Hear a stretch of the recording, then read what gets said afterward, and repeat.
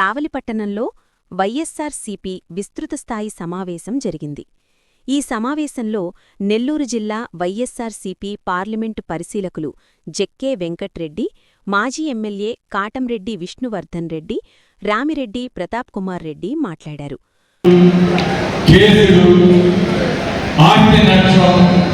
ఇవన్నీ కూడా మనం చూస్తాము. ఏ విధంగా కార్యకర్తని ఇబ్బంది పడుతున్నారు, నాయకుడిని ఇబ్బంది పడుతున్నారు. మమ్మల్ని కాకుండా జిల్లా నాయకులు కావచ్చు, రాష్ట్ర నాయకులు కావచ్చు, ప్రతి ఒక్కరిని కూడా అక్రమ కేసులు బనాయించి ఏ విధంగా కక్ష సాధింపు చర్యలు చేస్తున్నారో మనం చూస్తాము. అందులో భాగంగా ముఖ్యంగా మన నెల్లూరు జిల్లాలో కాకాని గోవర్ధన్ మీద ఎన్ని కేసులు బనాయించారో, అక్రమంగా జైలు పెట్టారో ప్రతి ఒక్కరికి తెలుసు. కానీ అన్న గోవర్ధన్ ఎక్కడ కూడా భయపడలేదు, వెనకడుగు వేయలేదు. జైల్లో పెట్టినా కూడా మళ్ళీ జైలు నుంచి బయటకు వచ్చి ఈరోజు ప్రతి ఒక్క నియోజకవర్గంలో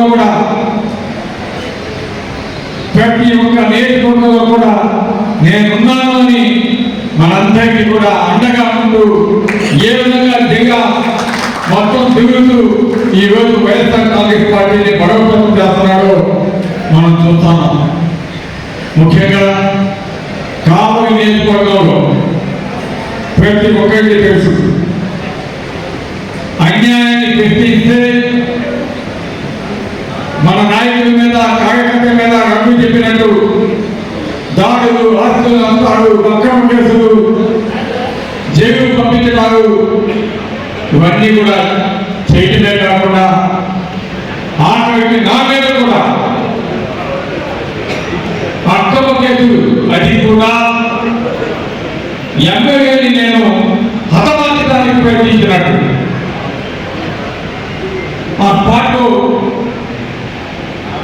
వీడియో తీయడానికి పోయిన వ్యక్తుల మీద వాళ్ళని పట్టుకొని కత్తులు అవన్నీ కూడా అక్కడ పెట్టి అక్రమ కేసులు బనాయించి, ఎస్సీ కేసులు బనాయించి వాళ్ళందరినీ కూడా జైలు పంపడమే కాకుండా నా మీద 307 ఎస్సీ కేసు పెట్టి ఇబ్బంది పెట్టిన పరిస్థితి మీ అందరికీ తెలుసు. నేను యాంటిసిపేట్ లేదు అప్లై చేసి బయట ఉన్నప్పుడు నాకు అండగా, మా కుటుంబానికి అండగా, మన నాయకులు, కార్యకర్తలకు అండగా మేమున్నామని గోవర్ధన్ ఆధ్వర్యంలో మన జిల్లా మిగతా నియోజకవర్గ ఇన్ఛార్జీలు, జిల్లా నాయకులు అందరూ కూడా కావలికి వచ్చి ధర్నా చేయటం, మనకు అండగా ఇవ్వటం ఎప్పటికీ కూడా మనం మర్చిపోకూడదు.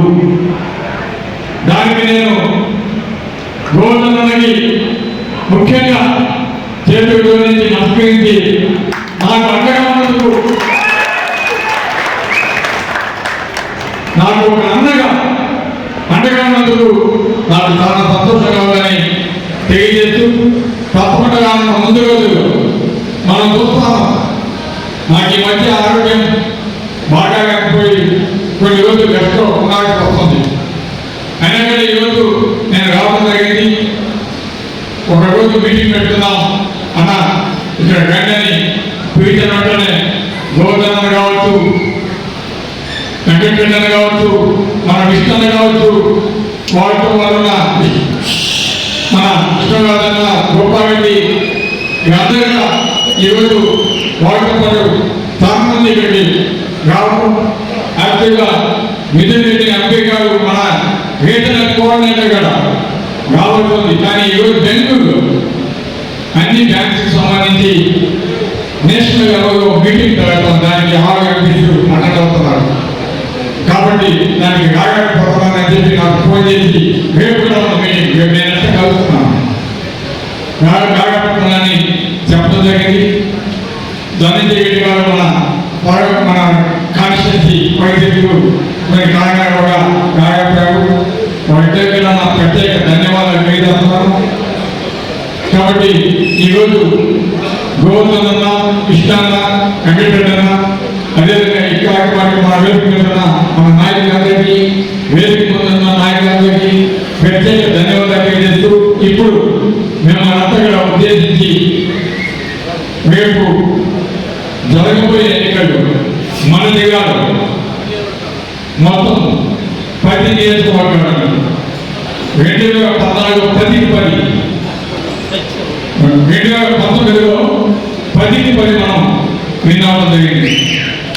ఈసారి 2029లో గోవర్ధన ఆధ్వర్యంలో అందరం కూడా కలిసికట్టుగా పనిచేసి నెల్లూరు జిల్లాలో 10కి 10 స్థానాలు మనం అత్యంత మెజారిటీతో గెలిచి జగనన్నకి మనం కానుకగా జగనన్నని రాష్ట్రానికి ముఖ్యమంత్రి తప్పకుండా చేసుకోవాలి. జగనన్న మన కోసం ఈరోజు హామీ ఇచ్చినాడు. రాబోయే 2-0 నాయకుడికి కార్యకర్తలకి అండగా ఉంటానని ఒక మాట ఇచ్చినాడు. జగనన్న మాట ఇస్తే మాట తప్పడు. అదేవిధంగా కృష్ణ కావచ్చు, ప్రభు కావచ్చు, ఎంతైనా మనం చెప్తున్నారు. మనం కార్యకర్తలను విస్మరించకూడదు. గతంలో చిన్న చిన్న తప్పులు జరిగినా నేను ఒకటే హామీ ఇస్తున్నాను, తప్పకుండా కార్యకర్తకి నాయకుడికి అండగా ఉంటాం, వాళ్ళని కాపాడుకుంటాం, కంటికి గట్టగా చూసుకుంటాం అని ఈరోజు సభాముఖంగా తెలియజేస్తూ మిమ్మల్ని ఉద్దేశించి మా అన్న గోవర్ధన గారిని మాట్లాడవలసిందిగా కోరుతున్నాను.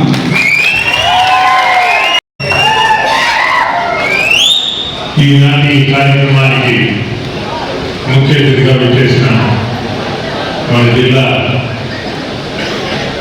పార్టీ అధ్యక్షుడు మరియు మాజీ మంత్రివర్యులు కాకాని గోవర్ధన్ రెడ్డి గారికి, మిత్రులు మాజీ శాసనసభ్యులు, నెల్లూరు పార్లమెంట్ యొక్క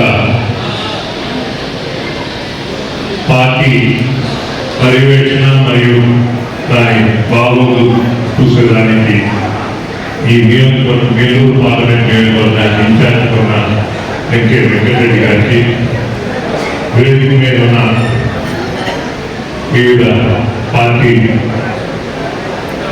భుజబిందు వేసుకున్న నాయకులందరికీ, ఎదుర్కొన్న పార్టీని మోసే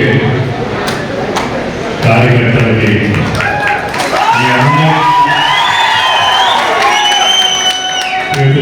నమస్కరిస్తున్నా.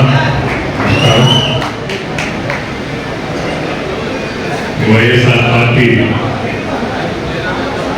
విస్తృత సమావేశం మనందరం మీద కూడింది జగన్మోహన్ రెడ్డి గారిని మళ్ళా ముఖ్యమంత్రిని చేసుకోవాలని ఒక ఏకైక ఉద్దేశం. జగన్మోహన్ రెడ్డి గారు రాజశేఖర రెడ్డి గారి తనయుడిగా ప్రజల మధ్యకు వచ్చి తండ్రిని మించిన అభివృద్ధి సంక్షేమ కార్యక్రమాలు చేస్తారని ఉద్దేశించుకొని ప్రజలు కొరటారు. తండ్రి కొద్ది భర్త కుటుంబాన్ని కాపాడేది ఉపయోగించేది ఒకటే వైద్యం. కుటుంబంలో ఎవరికైనా ఆరోగ్యం బాగాలేకపోతే వాడు జోబీలో ఉన్న డబ్బులు అయిపోయి అవతల పక్కన పెద్ద ఆసుపత్రికి పోవాలంటే పక్కన అప్పులు వేసుకొని దాని తర్వాత సూపర్ స్పెషాలిటీకి వచ్చి ఉన్న ఆస్తులు వేసుకుని అవతల వ్యక్తి చనిపోతే ఆ కుటుంబం రోడ్డు మీద వచ్చే పరిస్థితి. అలాంటి పరిస్థితులను గమనించి పాదయాత్ర చేసి ఆరోగ్యశ్రీ అనే పథకాన్ని మన దేశంలోనే కాదు ప్రపంచంలోనే మొదటిసారి ప్రవేశపెట్టిన వ్యక్తి రాజశేఖర రెడ్డి. అలాగే ఒక కుటుంబం బాగుపడాలంటే ఆ కుటుంబంలో పిల్లలు చదువుకొని ఉన్నత విద్యకు పోతే వారి కుటుంబాలు చక్కదిద్దుకుంటాయని విద్యకి ఫీజు రీయింబర్స్మెంట్ పెట్టి అందరినీ విద్యావంతులు చేసిన వ్యక్తి రాజశేఖర. ఈ 2 పథకాలతో చిరస్థాయిగా తెలంగాణను నిలబెట్టారు. అలాంటి వ్యక్తి కొడుకు మళ్ళా దురదృష్టకరమైన చనిపోవడం, ఆయన కొడుకు ప్రజల్లో రావడం, ఆ వాతావరణాన్ని చూసి ప్రజలందరూ ఆ మహానుభావుడు కొడుకు కాబట్టి ఇంకా ఎక్కువ చేస్తారని ఆలోచించారు. ఎక్కడ తను చెప్పిన మాట రాజశేఖర రెడ్డి గారు ముఖ్యమంత్రి అయ్యేదానికి ఆయన వాగ్దానాలు చేసింది 4 వాగ్దానాలు చేశారు. ఆ 4 వాగ్దానాలు తెలుసుకుంటే అర్హులైన ప్రతి ఒక్కరికి పెన్షన్ ఇస్తాను. అంతకుముందు పెన్షన్లో ఎవరో చచ్చిపోతే ఆ గ్రామంలో అవసరం ఖాళీలు ఇచ్చేవాడు. అది కాకుండా అర్హులైన వాళ్ళందరికీ పెన్షన్ ఇచ్చాడు. మొట్టమొదటి రైతులకి ఉచిత కరెంట్ ఇస్తాను. ఆ రోజు చంద్రబాబు నాయుడు గారు ఉచిత కరెంట్ ఎక్కడ దాంట్లో గుడలా వేసుకోవాలన్నారు. ఉచిత కరెంట్ రాగానే మూడవది మహిళల కళ్ళల్లో ఆనంద బాష్పాలు చూస్తున్నాం. వారందరినీ లక్షాధికారులు చేస్తాను. మూడవది పొదుపు లక్ష్మి ద్వారా ప్రతి ఒక్క మహిళా సంఘానికి లక్షలు ఇచ్చాడు. ప్రతి ఒక్క మహిళా నాలుగవది మైనార్టీకి రిజర్వేషన్ ఇస్తాడు. మైనార్టీ రిజర్వేషన్ 5% అసెంబ్లీలో పాస్ చేస్తే ఆనాటి ప్రభుత్వం బీజేపీ వాళ్ళు కోర్టును ఆశ్రయించి కోర్టుకు పోతే దాని మీద చాలా సంవత్సరాలు చర్చబడినాయి. ఆఖరికి కోర్టు 5% కాదు 4% అంటే మైనార్టీ నాయకులందరినీ పిలిచి వాళ్ళందరూ 4% సమ్మతిస్తే ఒప్పుకొని 4% రిజర్వేషన్ ఇచ్చి ఈరోజు రాష్ట్ర వ్యాప్తంగా మైనార్టీ సోదరులను ఉపయోగించింది. ఇలాగే చెప్పిన మాట చెప్పని మాట నిలబెట్టుకున్న వ్యక్తి. అలాగే తన మాటని పోకూడదు, మా కుటుంబ విలువ ఉండాలి, ఆ మాట మీదనే ఉండాలనే ఉద్దేశంతో జగన్మోహన్ రెడ్డి గారు కొన్ని వాగ్దానాలు చేయని కొన్ని చేయని ప్రతి ఒక్కరికి ప్రతి ఒక్క సామాజిక వర్గానికి ప్రతి ఒక్క కుటుంబానికి ఏదో విధంగా వ్యక్తిగతంగా సహాయం చేసిన వ్యక్తి జగన్మోహన్ రెడ్డి.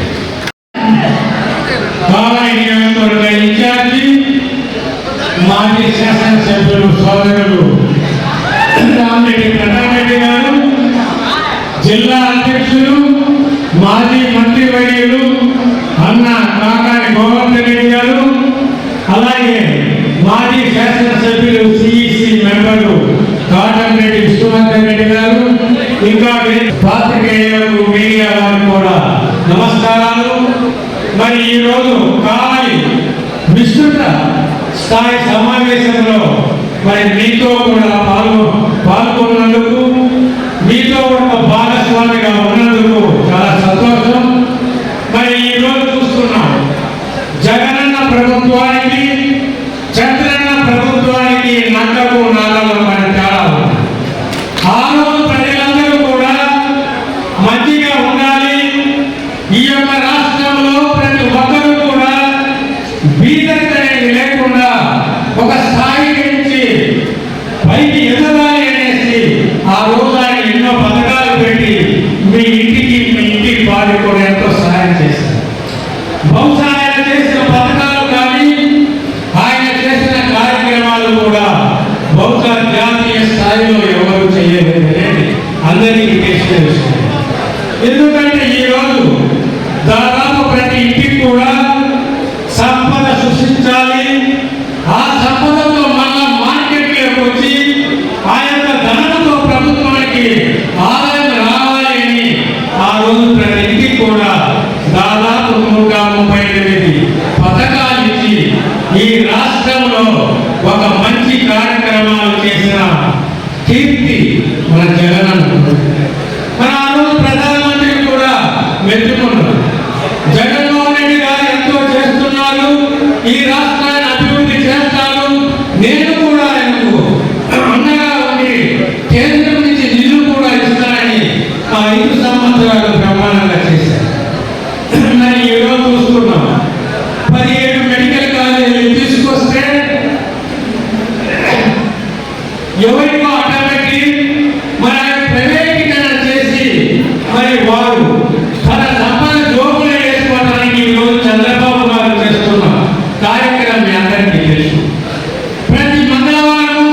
వేల కోట్లు అప్పు తీసుకున్న చంద్రబాబు నాయుడు గారు ఒక 6,000 కోట్లు పెట్టి మెడికల్ కాలేజ్ నేను కట్టాయని అడుగుతున్నాను.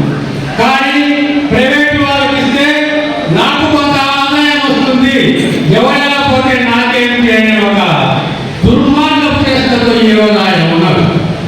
మరి ఈరోజు మీరందరూ ఉన్నారు, మా ఇంట్లో ఒక అబ్బాయి కానీ అమ్మాయి కానీ డాక్టర్ కావాలి, ఈ సమాజంలో ప్రజలందరికీ కూడా సేవ చేయాలి, ఆరోగ్యవంతులు చేయాలని ఒక తపనతో మీరు ఉంటే మీ కోరికల మీద నీళ్లు చల్లిన వ్యక్తి చంద్రబాబు నాయుడు గారు. మరి అలాగే రైతులు, మరి ఈనాడు కాలంలో పొట్టకు అన్నం పెట్టే రైతులు ఏ కార్యక్రమం చేశారో కూడా పోయినసారి తుఫాను వస్తే ఎన్నికలు సరిగా లేదు, ఒక నిధి కూడా వారి యొక్క అకౌంట్లో డబ్బు లేకుండా ఆ రైతులను కూడా మరి దుర్మార్గంగా ఇచ్చేసిన వ్యక్తి చంద్రబాబు నాయుడు. మరి ఈరోజు రాష్ట్రంలో చూస్తే విద్యార్థులు, రైతులు, ఉద్యోగస్తులు, మహిళలు అందరూ కూడా ఆందోళన చేస్తున్నారు. మీరు రోజు చూస్తున్నారు. ఎందుకు చేస్తున్నారు? జగన్ పాలన వెళ్ళి ఏదైనా చేస్తే వెంటనే పిలిపించి దాన్ని సరైన మార్గంలో పెట్టి వారికి తగిన సౌకర్యాలు వారికి ఇవ్వాల్సిన నిధులు ఇచ్చి ఆ రోజు పాలన సాగించారు. మరి ఈ రోజు చూస్తున్నాం, ఎక్కడ పట్టిన అవినీతి, అక్రమ కేసులు 175 నియోజకవర్గాల్లో ఈ రోజు ఇన్ఛార్జీలు కానీ శాసనసభ్యులు కానీ ఎంత సంపాదిస్తున్నారంటే మట్టి దగ్గర నుంచి మద్యము, ఇసుక, సిమెంటు ఇక అన్ని కూడా సంపాదించి జోబులు పెట్టుకుంటున్నారు. ఈ దుర్మార్గం అనేది మీరందరూ చూస్తున్నారు.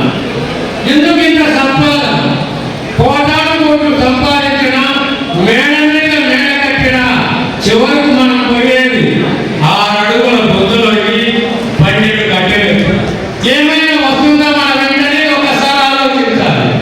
కానీ ఇంత అవినీతి ఎందుకు చేయాలి అంటే పైన నాయకత్వం అలా ఉంది కాబట్టి నువ్వే సంపాదిస్తుంటే మేము ఎందుకు సంపాదించకూడదు అని వీళ్ళు కూడా కోటాను కోట్లు ఖర్చు పెట్టి మనకు ఒక 1000 రూపాయలు ఇస్తే ఆ 1000 పక్కన ఎన్ని సున్నాలు పెట్టుకుంటున్నారో అంతన్ని కోట్లు సంపాదిస్తున్నారు ఒక్కొక్క శాసనసభ్యులు. మరి ఈ రోజు సంపద అంటే ఏం చేయాలి? నేను సంపద సృష్టి చేస్తానని చంద్రబాబు నాయుడు ఎక్కడ సృష్టి చేస్తున్నాడంటే ఒకసారి ఆలోచించవలసిన కోరుకుంటున్నాను. మరి ఈ రోజు ఎక్కడ పెట్టినా కూడా నేను చేస్తున్నాను అనేసి జగనన్న ఆ రోజు కోర్టు కానీ, మెడికల్ కాలేజ్ కానీ, హాస్పిటల్ కానీ ఏది చేసినా ఆ పని చేసి ఆయన ఉద్యోగాన్ని చేసి నువ్వు మంచి పేరు తెచ్చుకోవాలి. కానీ ఎప్పుడైనా కూడా ఏ ప్రభుత్వమైనా 5 ఏళ్ళు ఉంటుంది. 5 సంవత్సరాలు ప్రభుత్వాలు చేసిన మిగిలిన పనులు తర్వాత వచ్చిన ప్రభుత్వం చేసి ప్రజలకు అంకితం చేయవలసిన బాధ్యత ఆ ప్రభుత్వానికి ఉంటుంది. జగన్ పేరు చెప్పి ఉలికిపడే ఈ యొక్క ప్రభుత్వము మన ఆ కార్యక్రమాలన్నీ కూడా జగన్ చేసిన కార్యక్రమాలన్నీ వీళ్ళు శంకుస్థానం ప్రారంభోత్సవాలు చేసుకుని మేము చేస్తున్నామని గొప్పగా చెప్పుకోవడం అనేది ఎంతవరకు సమంజసమో ఒకసారి ఆలోచించాలి.